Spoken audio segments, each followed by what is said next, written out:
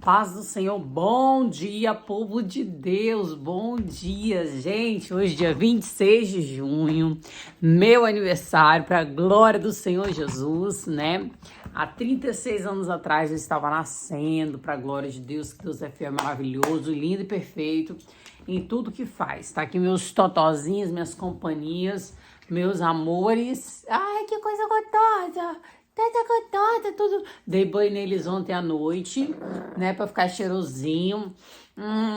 Pra passar muito eles hoje. E hoje nós vamos. Chegou mais um. Chegou mais um. Chegou mais um pra comemorar. Gracinha, gente. Uma coisa boa é ter isso aqui, ó. Gente fina, ama a gente, né?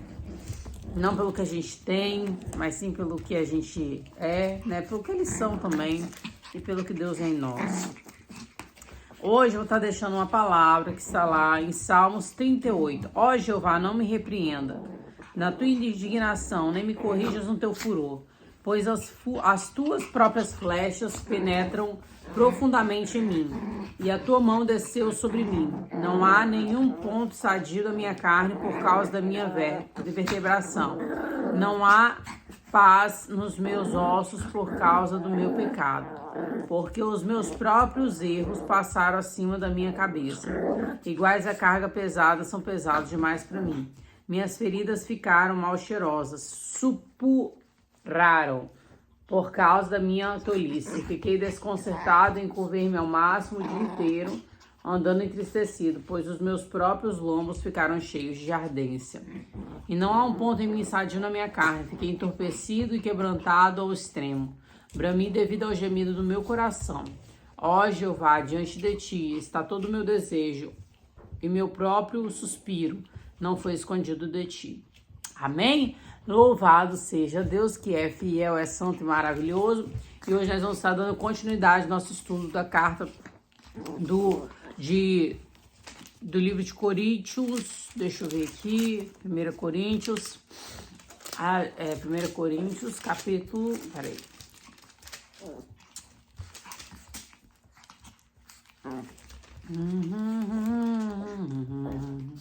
A gente ontem falou do amor, né? Empenhai-vos pelo amor, contudo, persisti em buscar zelosamente os dons espirituais, preferivelmente, porém, que profetizeis.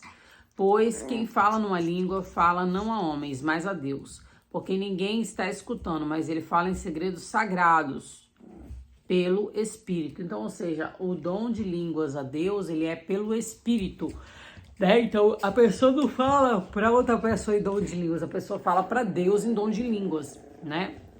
E que a gente tem que buscar pelo dom da profetização, né? Pois quem fala uma língua tá. No entanto, quem profetiza edifica e encoraja e conforta os homens pelo seu falar. Quem fala numa língua edifica a si mesmo, mas quem profetiza edifica uma congregação. Ora, eu gostaria que todos vós falassem em línguas, mas prefiro que profetizeis. Deveras quem profetizar é maior do que aquele que fala em línguas, a menos que de fato traduza para a congregação e receba edificação. Então nós não devemos ficar falando em línguas com pessoas, nós devemos falar em línguas com Deus. E se alguém falar em línguas em meio à igreja, deve haver alguém que traduza as línguas. Neste tempo, porém, irmãos, se eu for ter convosco falando em línguas, que bem vos faria eu, se eu não vos falasse com uma revelação, quer com conhecimento, quer com profecia, quer com ensino, de modo como as coisas inanimadas produzem som, quer seja flauta, quer harpa, e menos que se faça o intervalo melódico nos tons, como se saberá que se toca na flauta ou harpa. Pois, verdadeiramente, se a trombeta der um toque incerto, quem se aprontará para a batalha? Do mesmo modo, também, a menos que vós, por intermédio da língua, pronuncieis palavras facilmente entendidas, como se saberá o que se fala? Estareis de fato falando ao ar. Pode haver muitas espécies de vozes falando no mundo, contudo, nenhuma espécie é sem significado. Então, ou seja, se os cachorrinhos latem, é o significado deles. Se o passarinho pia, né, canta de manhã, é o significado deles. Então, tudo tem um significado. Se eu, pois, não entender a força da voz falada, serei estrangeiro para aquele que fala, e aquele que fala estrangeiro para mim. Assim também vós mesmo, visto que estáis zelosamente em desejo dos dons do Espírito, buscai abundar neles para a edificação da congregação. Então, ou seja, se eu tenho um dom de línguas, aí tem gente, uma coisa que eu acho errado, assim, Deus me perdoe, mas a pessoa tá lá, aí o culto tá aquele parado, todo mundo parado. Aí do nada alguém lança a palavra de línguas lá do altar, ou tá cantando, ou tá pregando, aí lança a línguas estranhas lá, uma rajada de línguas estranhas. Aí parece que a igreja inteira fica espiritual, mas ninguém entendeu nada do que a pessoa falou. Aí só pra dizer que é espiritual, de que Deus não falou, porque as pessoas querem profecia, né? Então, bateu na bateria, todo mundo rodopia. Aí, quer dizer, é emoção, né? Não é... Ai, porque é emoção, a carne. Então, ou seja, aí que tá dizendo.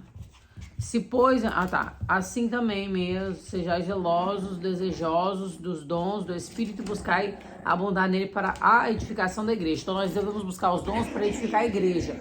É igual quando eu pedi a Deus, Deus revela, me traz revelações e tal, não sei o que. Me mostra as coisas. Então a gente tem que orar a Deus, Senhor, me mostra para que eu possa ser um instrumento do Senhor na casa do Senhor. Eu quero ser usado por ti. Portanto, quem falar numa língua, ore para que a possa traduzir. Pois se eu orar numa língua, é meu dom, espírito que está orando, mas a minha mente é infrutífera. Que há de ser feito, então, orarei com o dom do Espírito, mas orarei também com a minha mente. Cantarei louvor com o dom do Espírito, mas cantarei também louvor com a minha mente.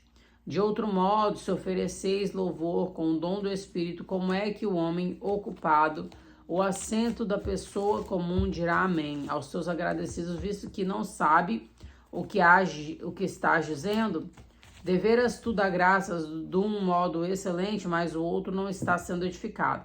Agradeço a Deus que falo mais línguas do que vós. Não obstante, numa congregação, quero antes falar 5 palavras com a minha mente, para instruir também oralmente os outros, de que 10.000 palavras numa língua.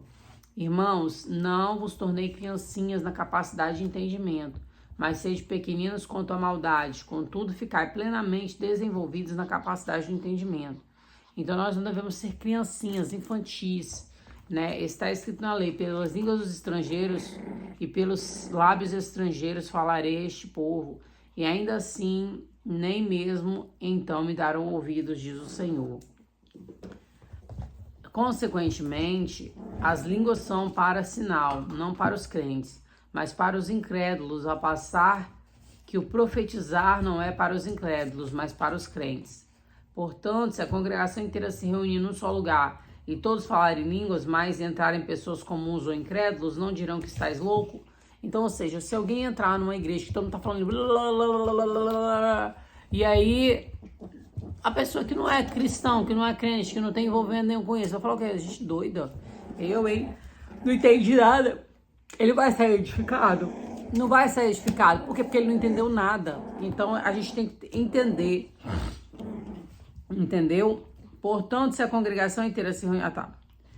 mas se todos estiverdes profetizando e entrar qualquer incrédulo ou pessoa comum, é repreendido por todos, é examinado de perto por todos.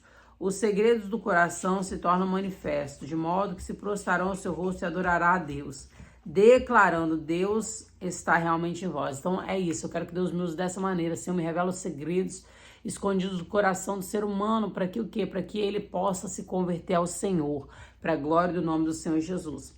É tão gostoso, né? Quando Deus vem, usa alguém para poder falar algo que está no nosso coração, algo que ninguém mais sabe, Deus vai lá e revela no nosso coração. Que há de ser feito então, irmãos? Ao vós reunirdes, um tem salmo, outro tem ensino, outro tem revelação, outro tem língua, outro tem interpretação, que todas as coisas ocorram para a edificação. E se alguém falar numa língua, seja isso limitado a 2 ou máximo a 3. E por turnos, e alguém traduza. Então, ou seja, não se deve falar em línguas se não tem alguém para traduzir. Tem gente que fala em línguas, mas ao mesmo tempo que ela fala em línguas, passando a revelação para uma pessoa, ela fala em línguas e ela já traduz aquilo que está sendo dito em línguas, né? Você entendeu? Então, ou seja, que há de ser feito então, irmãos, ao vos reunires... Ah, tá, isso aqui eu já li. Mas se não houver tradutor, então fique calado na congregação e fale consigo mesmo e com Deus. Outro assim, falem 2 ou 3 profetas. Perdão. Ai. Outro assim, falem 2 ou 3 profetas, que outros discernam o significado. Mas se outro tiver revelação, então está sentado ali e fique calado primeiro. Pois todos vós podeis profetizar um para o outro. Mas para que todos aprendam e sejam encorajados, e todos o espírito do profeta hão de ser controlados pelo profeta. Ai, não, porque Deus me tomou e eu não lembro de nada, eu não sei de nada, não. Porque a Bíblia diz que o espírito ele é tomado pelo profeta. Ele está submisso ao profeta.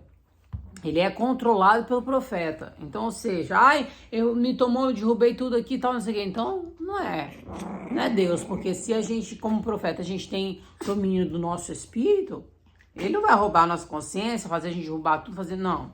Com todas as congregações dos santos, fiquem calados as mulheres nas congregações, pois não se lhe permite falar, estejam em sujeição, assim como diz até mesmo a lei. Se então quiserem aprender algo, interroguem seus próprios maridos em casa, pois é ignominioso para a mulher falar na congregação. O que foi de vós que procedeu a palavra de Deus ou atingiu ela só a vós?